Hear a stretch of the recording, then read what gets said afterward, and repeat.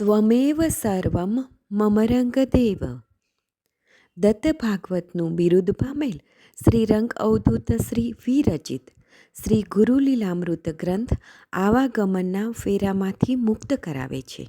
જાણે બ્રહ્મરસાસ્વાદે ભર્યો નર્યો ગ્રંથ સાધ્યંત.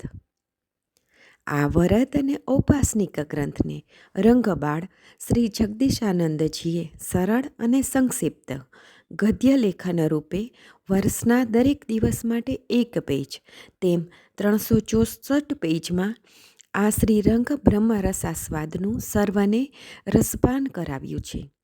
તે ક્રમમાં દરરોજ શ્રવણ કરીએ. દત્તબાવનીના ગાન પછી આ એક પેજનું પઠન કરવું શ્રેયસ્કર છે. સપ્તાહ 33 શનિવાર. અલગજી કહે છે કે હે નિરંજન, વિરંજીએ રચેલી આ સૃષ્ટિમાં કશું ખોટું છે જ નહીં. તેણે રચેલી તેની જ માયાની આ સૃષ્ટિ છે.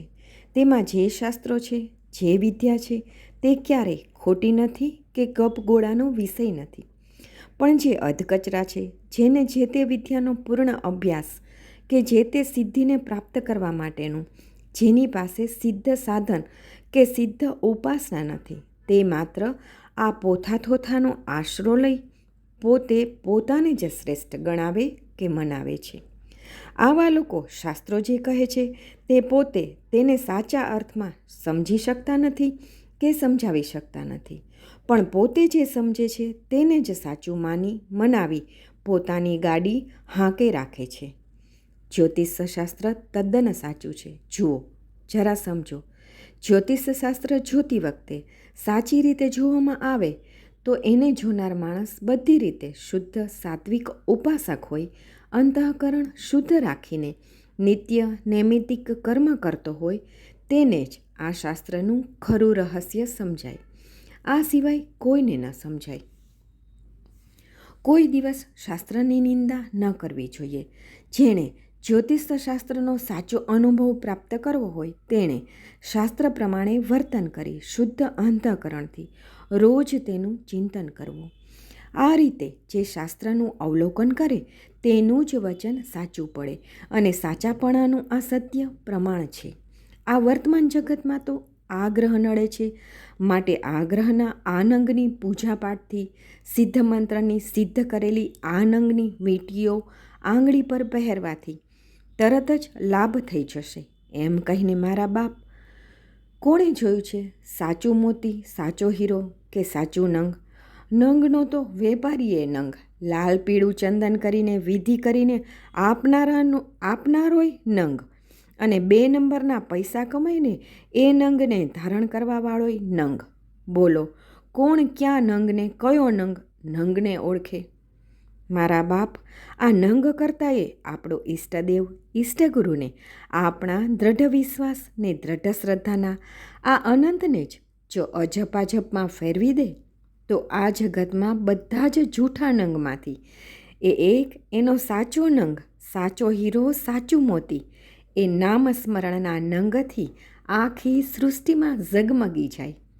એકવાર નારેશ્વરમાં ભગવાન ગુરુ મહારાજ લીમડાના ઝાડ નીચે મસ્તીથી બેઠા હતા. તેવામાં એક ભાઈ આવીને બેઠા.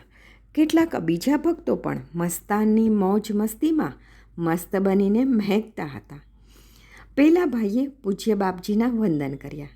સામેથી સૂર્યનું કિરણ પેલા ભાઈની આંગળીઓ પર પડતું હતું.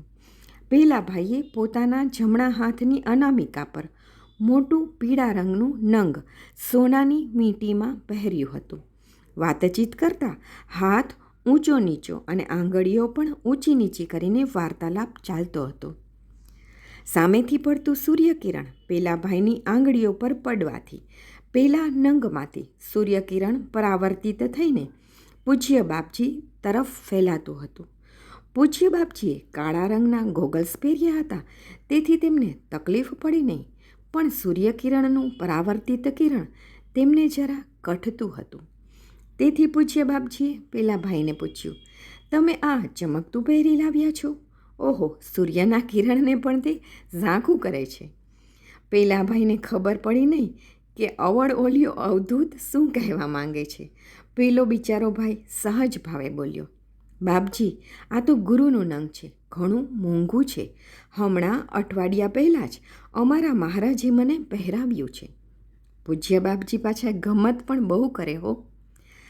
આવા જો એકાદ આવી જઈને તો બાપજી એટલા બધા મસ્તીમાં આવી એટલી હાસ્યને છોડો ઉડાડે કે ન પૂછો વાત, પણ નિર્દોષ.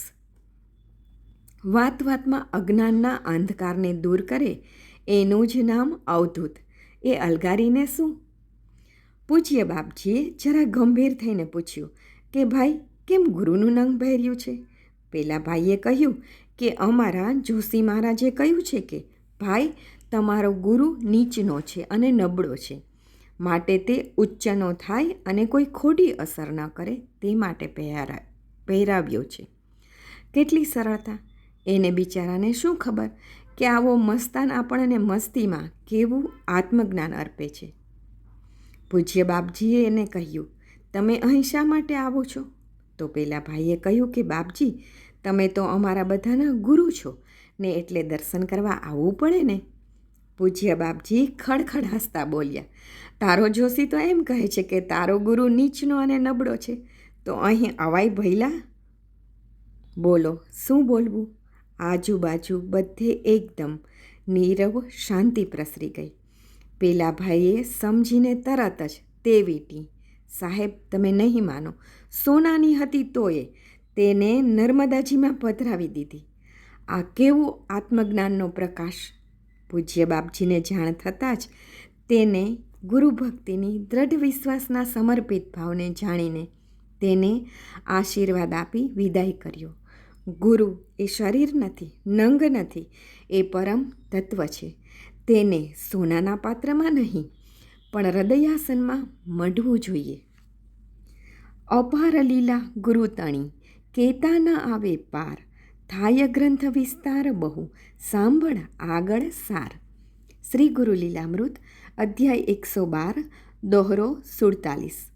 અવધૂત ચિંતન શ્રી ગુરુદેવ દત્ત.